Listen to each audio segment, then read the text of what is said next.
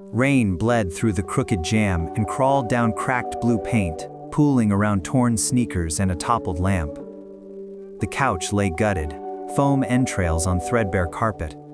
A school backpack had burst near the threshold, math sheets wrinkled and wet. A rocket eraser snapped in half like a tiny broken promise. The apartment smelled of damp drywall and someone else's breath. Empty picture frames faced the floor as if ashamed. A cheap fan turned uselessly, clicking, clicking, clicking. Rachel stepped over the ruin she had paid for in grease and sleep, every second of overtime mocked by the open window's broken teeth. The hush wasn't silence so much as accusation. A home built from scraps had been peeled open, and the absence of a 10-year-old boy was the loudest sound in Chicago. The phone screen was spidered from old falls, a diagonal crack cutting through the wallpaper photo of a child's gap-toothed grin. Rachel's hands trembled, slick with rain and sweat.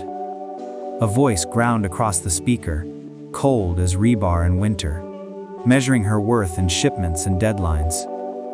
Somewhere behind the words, a muffled sob thinned into air like smoke. She slid to the linoleum, jeans absorbing dirty water, forehead to the peeling paint of a cabinet door she had repainted twice to hide stains that kept coming back. Each command pressed her smaller, until begging felt like breathing. The call ended, leaving only the whir of the fridge that sometimes died at night. She stared at the rocket eraser on the floor and understood the transaction. A mother's throat for a man's power, measured by midnight. Before the shattering, there had been a road that glittered with oily water and the honesty of exhaustion. The Honda coughed on hills and wheezed at red lights, every gear change a plea. Wipers smeared sleet gray arcs across glass as if erasing pieces of the city. Rachel's fingers gripped cracked wheel vinyl, knuckles blackened where soap couldn't reach. She smelled of solvent in metal shavings, of pay-and-cash jobs that kept lights on and landlords patient. A heater rattled like loose change in a jar too small for a month. In the rear view, the ghost of a booster seat lingered from earlier years. A woman kept under fluorescent bulbs too long had driven into night again, traded hours for groceries, pride for stability, and found the math never added. The storm wrote the rest in hard, cold lines.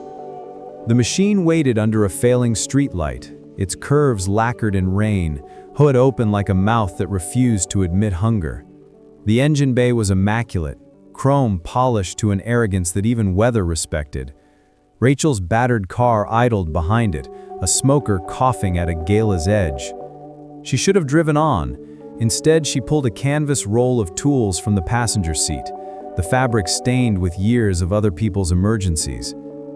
The first touch on the battery terminal left a crescent of grime on a city's most expensive heartbeat. She leaned into a world that wasn't hers, rain gluing her jacket to her spine, breath clouding a space that never anticipated her. The imbalance wasn't metaphor. It was steel on steel, a blue-collar hand reaching into a black velvet engine bay. He stood where the cone of light died, rain turning a charcoal suit to darker charcoal, expression arranged into nothing at all. Shoes found the dry seams in pavement without looking. The storm tilted around him as if informed of boundaries. Rachel felt the inventory in his gaze: height, hands, habit, vulnerability. Gratitude never appeared. Evaluation did. A man who belonged to marble-gated houses watched a woman who belonged to broken knuckles solve a problem that wasn't supposed to be hers. The engine fired, predatory and smooth, and the night set its jaw. She stepped backward into the rain's hiss, the toolbox handle biting her palm. He neither thanked nor dismissed her. The space between those two omissions felt like a verdict, and the verdict traveled faster than thunder across the south side. White beams sliced the rain from both horizons, fat-tired SUVs arriving with synchronized screech and the choreography of certainty. The road narrowed to a corridor of metal and muzzle flashes. Rachel folded behind the Maserati's flank, gravel biting through denim, the world compressing to undercarriage shadows and the ankle-deep river racing along the curb. Sound thickened, Suppressed shots thumped hearts into throats. Boots stamped patterns in water, bodies fell heavy, and brass tinked against asphalt like hail. Blood found drainage and left pink signatures in puddles. She pressed her cheek to cold metal and learned the geometry of survival: angles, cover, breath control, prayer without words. When silence returned, it wasn't relief. It was a held breath in a room full of men who did not require her to exhale. Later, when the rain softened to sheets instead of knives, the stranger turned a ledger invisible to everyone else. Details surfaced with the ease of facts read from a file: a dress with a broken lock that had become an old promise, a boy who walked to school with a backpack patched at the bottom, a shop that ran on loyalty and cash because the credit machine liked to judge. Rachel felt ownership slide from nouns to someone else's pocket. Privacy, that last cheap luxury, buckled like wet drywall. She stood in the street with water in her shoes and realized a biography had always been lighter than a bullet, easier to carry, and infinitely more useful. Her name, once a thing she wrote on receipts, became inventory beside parts numbers and routes and leverage. The bodies were treated like spills, handled with practiced efficiency, loaded back into the storm's open mouth. Tire tracks filled with water before the engines even faded. One gloved hand rinsed crimson from a cuff with rain and indifference, then adjusted a sleeve with the neatness of habit. Rachel watched boots avoid puddles shaped like heads, watched radios light and chatter in tongues of logistics, watched a neighborhood erase its own memory before sunrise could frame it. The method taught her more than the violence. Cleanliness was policy. Witnesses were liabilities. She, inexplicably, was categorized as neither. The streetlights flickered and steadied. Her breath did not. She understood that erasure was power, and that the man who could delete a night could revise a life. The city swallowed both as if prearranged. Iron gates opened with a declarative groan, surrendering manicured gravel to tires that cost more than a month's rent. Cameras blinked like indifferent eyes, following without blinking. The mansion rose out of hedges with museum coldness, every light a statement. Inside, marble floors reflected chandeliers like a second ceiling, and the air held the quiet of rooms that never apologized. Men stood at corners pretending to be furniture until they moved. Leather chairs anchored a study where crystal decanters caught lamplight and returned it as money. Rachel's boots left water she wished would evaporate faster. Nothing here chipped, nothing here stained. Every surface declared her a temporary phenomenon, an oil-scented interruption. She learned where walls hid monitors and where doors weighed more than they looked. Luxury became a curriculum in captivity. Beneath the house, concrete opened into a cathedral for combustion. Fluorescent rigs hummed at surgical brightness. Tools sat in shadowless rows, chrome teeth aligned, each socket waiting to be summoned by a precise name. The cars wore anonymity and threat. A blacked-out Suburban with panels too heavy for truth. A midnight Charger breathing through a hood that lied. A family sedan whose engine notes contained mischief and murder. Clipboards didn't list owners, they listed parameters. Rachel stood in a clean that insulted her old shop's honest plutter, and felt her competence pulled like a thread into a loom building something she didn't choose.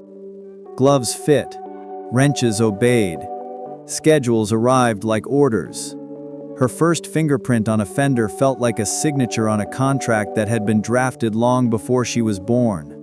Morning arrived as fluorescent glare and a stack of glossy 4x6s sliding across stainless steel. A boy in a hoodie kicked leaves by a chain-link fence, tracing a path Rachel could walk blind. Another image caught him at a cafeteria window. Tray angled, eyes squinting into winter light. Timestamps glowed in corner fonts that sounded like warnings. The man delivering them smiled without cruelty, which made it worse. Each photograph was not information, it was calibration. Rachel understood that love could be itemized and indexed, and the index could be updated hourly. Her chest tightened with an ache older than fear. She breathed through it and nodded as if receiving mail. Surveillance tasted like cold metal and old coins. Protection, she learned, sometimes wore the exact same uniform as captivity. The first visit happened under a wall clock that ticked like a judge. A couch that wasn't hers held a boy who fit against her shoulder as if nothing had changed, except everything had. A security camera nested in the corner like a black walnut. The baked cookie scent of a neighbor's apron clung to Jack's shirt, a sweetness that made Rachel's throat sting. She asked about fractions and playground bruises and whether the pet store puppy still slept by the window. She did not ask about nightmares, because a guard's boots creaked in the hall, and Hope hated witnesses. The goodbye came at exactly 30 minutes, a hand hovering near a door handle, a cough meant to be polite. Rachel smoothed her son's hair and swallowed promises she didn't own the power to keep. In the garage, men laughed with the brittle brightness of people who believed they'd never be poor again. Nick's grin showed a chip on a molar, earned somewhere he considered a story. He called Rachel something that bent her into someone's accessory. Wrenches clicked, oil dripped, and laughter feathered out to corners. She tightened a torque spec until the bolts sang true and let the room learn not to underestimate silence. Respect did not arrive, results did. A misaligned panel became flush, a misfire's ghost vanished down a highway of circuits, a door gap closed to the width of a lie. The mockery changed key to curiosity, then to caution. She let none of it into her chest. Work became armor, each solved problem a plate laid over a softer place. The delivery looked like errands, keys exchanged near a warehouse that forgot optimism years ago, a blue Charger idling with a temper. The vans arrived the way bad weather does in a Midwest afternoon, sudden and earnest. Doors cracked, rifles spoke fluent punctuation, bullets stitched crescents into steel, and the air clogged with dust and shards. Rachel mapped cover like a mechanic maps failure, part numbers and angles, routings and redundancies. The keys lay inches from blood, and necessity did what morality would never sanction. She threw the car into reverse, tires dragging smoke across concrete, and met the van's flank with a crunch that felt like survival's handshake. The world lurched, physics honored boldness, the lane opened. She did not look at faces, she looked at paths. The distinction saved her. Industrial yards keep their secrets in silver cylinders and painted warnings. Propane hissed its invisible challenge as her bumper kissed a tank hard enough to matter, tires screaming like something animal. Fire requires air, spark, and bad timing. The muzzle flash offered all three with enthusiasm. Flame blossomed like a cursed flower, heat shouldering the Charger forward as windows spidered and refused to give. The blast consumed geometry and language, turning the ambush into a noise large enough to count as weather. Rachel rode the shockwave as if surfing a lie she had built herself. Steel groaned, bolts held, and the car became a confession of everything she knew about physics and fear. When silence returned, it carried the smell of scorched rubber and the knowledge that competence could be weaponized. Blood wiped from knuckles makes a message cleaner. The day after the explosion, a new stack of photos appeared, angles tighter, distances closer. One caught Jack's hand on a schoolyard railing, fingernails bitten, sleeve too short for the cold. Another found the worn spot on his backpack strap, precisely where he always tugged. The implication didn't need translation. Every victory demanded tribute. Rachel slid the images into a drawer with a soft scrape and left it cracked open. Fear kept you moving. Visibility kept you alive. She walked the perimeter of a life wearing a wool coat that didn't fit and practiced the art of appearing obedient. The camera in the corner blinked. She pretended not to notice. The pretense served everyone, which meant it was the only kind allowed. Back at the Blue Door, The homecoming reset itself into ruin. Drawer got spilled like intestines. The window yawned a jagged grin that hurt to look at. Jack's room ate Rachel alive, each small wreck a bite. Airplane models flattened, a trophy snapped, the pillowcase off its pillow, as if someone had torn sleep away with both hands. The absence didn't sit quietly, it stomped. The building exhaled other people's dinners and griefs through its vents, indifferent. Rachel gathered homework pages that had once been bargaining chips for dessert and stacked them as if order could reverse theft. Outside, sirens competed with rain. Inside, a mother cataloged every object that used to feel like safety and assigned it a monetary value. Worthless. Some theft is arithmetic. This one was theology. The war room smelled of printer heat and leather, of suits that cost more than transmissions. Walls held Chicago in grids. The neighborhoods you bragged about, the ones you didn't. Arteries pulsing red pins. Men arranged around a table made of wood older than their decisions. Rachel stood with grease ground into cuticles, and poverty hung like an old coat. Doubt circled her like a patient hawk. A glance measured whether tears could be staged. A silence asked whether desperation had been rehearsed.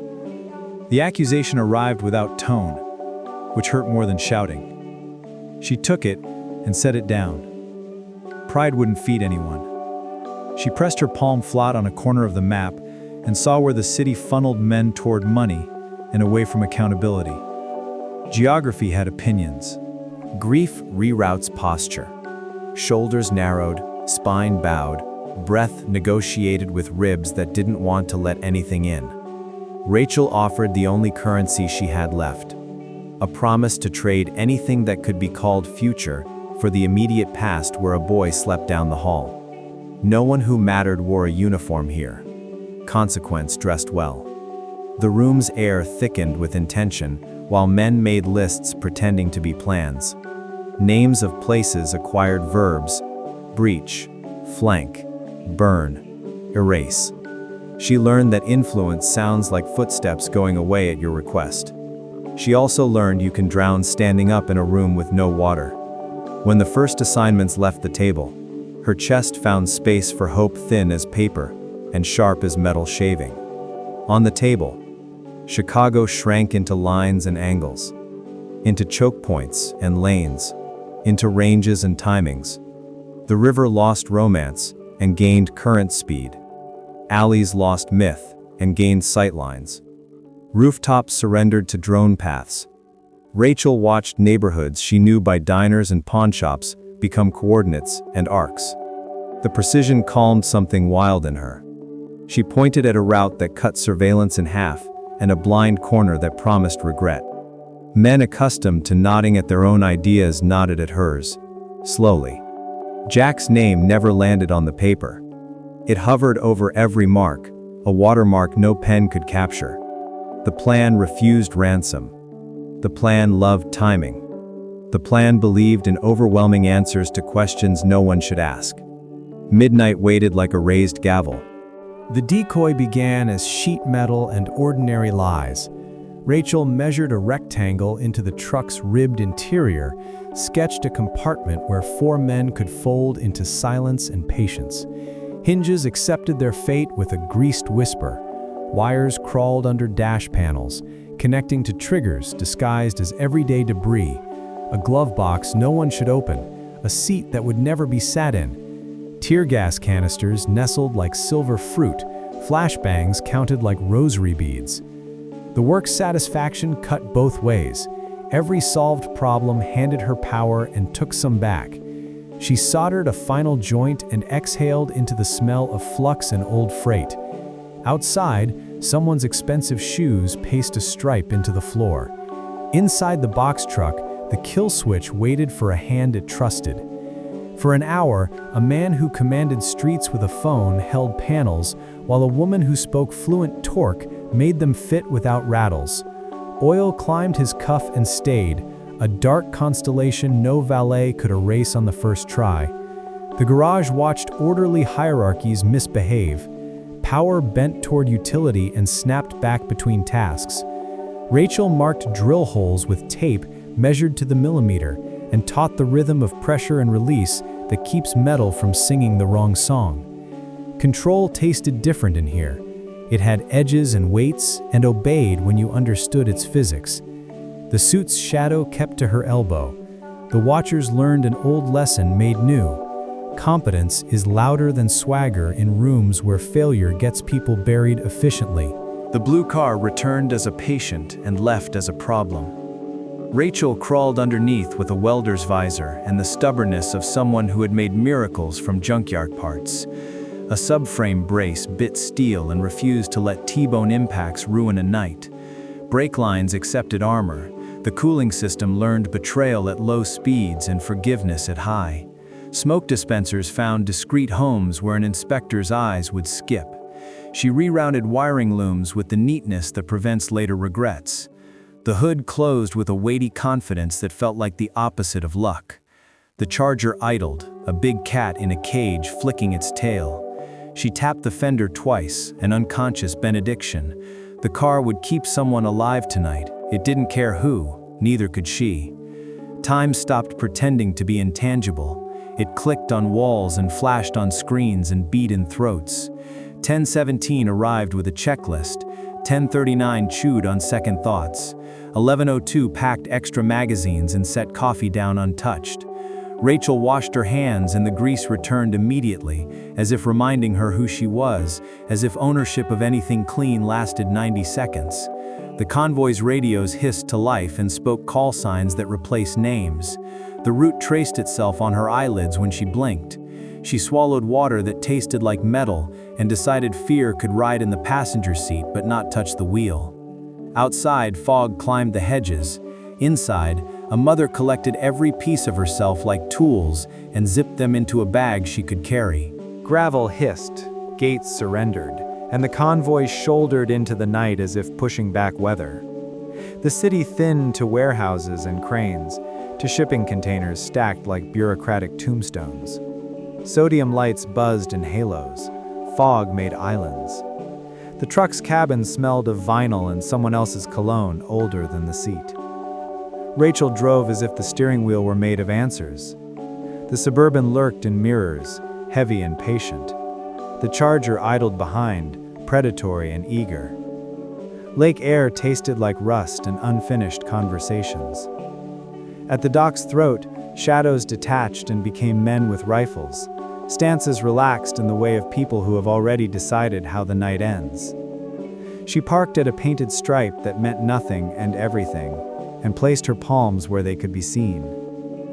The cargo doors yawed open to reveal an expectation denied. White fire exploded in a small space, grinding retinas into confusion, while canisters hissed thick judgment across the dock. Shapes stumbled, cursed in vowels that chewed glass, fired at holes where enemies used to be.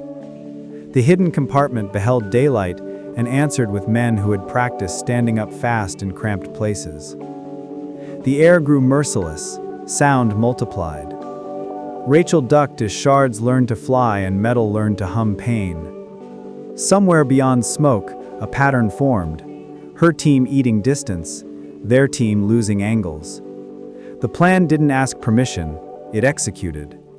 She counted to a number that felt right and moved, lungs burning in protest, eyes streaming. Beyond the haze, a small square of window waited with a silhouette. A forklift sulks near pallets nailed together and decades gone stale. Keys hung from the ignition like an invitation that assumed no one courageous would RSVP. Rachel climbed into an old seat that remembered better operators and discovered that industrial controls spoke her language. Throttle, tilt, lift. Simple nouns capable of plural violence. The door she chose had been built to intimidate, not to withstand obsession. Steel tines met it with sincerity. The first hit taught the building humility. The second taught it surrender. Inside, the dark had its own weather. Stairs groaned under a sprint tuned by practice and panic. On the third floor, a corridor tasted like dust and rope and something sour.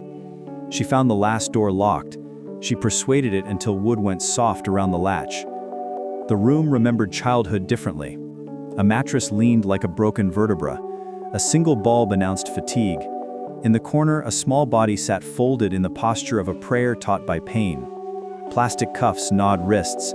Tape stamped a child-sized mouth into silence. Rachel's knife, kept sharp by habit and fear, spoke decisively.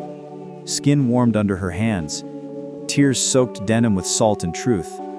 She gathered the weight she knew better than her own and anchored it to her ribs with both arms. The hallway demanded speed. The stairs asked for care. The door offered a second crash that felt like admission. Smoke clawed at airways. Outside, chaos wrote itself in blasts and shouts. Inside, a mother counted heartbeats into a pattern that meant alive, alive, alive. On the dock, the fog surrendered ground to a circle where nothing else mattered. A gray-bearded man finally ran out of contingencies and met Bone the old-fashioned way. The suit abandoned tailoring for power and turned fists into policy.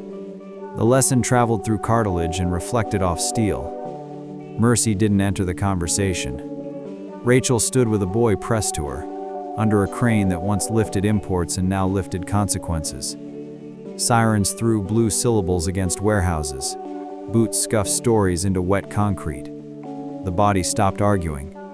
The circle pulled back into lines of retreat and cleanup. The air tasted like pennies. She didn't look away. Jack's breath warmed her throat and told her what mattered. Somewhere behind her, a truck's engine caught and idled, ready to rewrite paperwork. Back in the mansion's quiet that sounded like money sleeping, blankets and warm drinks attempted repairs only time is certified to perform. A balcony offered Chicago in glittering arteries, inviting conclusions about destiny. The offer arrived with options that weren't. Disappearance with new names and sunsets somewhere that smelled like salt, or permanence wrapped in protection and watchfulness. Rachel set terms with a voice that had learned to live on steel. The boy first, truth without varnish, decisions shared, not handed down like a uniform. The hand she took was warm and heavier than it looked. Somewhere, a wing of the house waited with fresh linens and a room painted any color a child would choose. Somewhere else, the city adjusted its posture around a new reality. Freedom nodded from a distance it might never cross.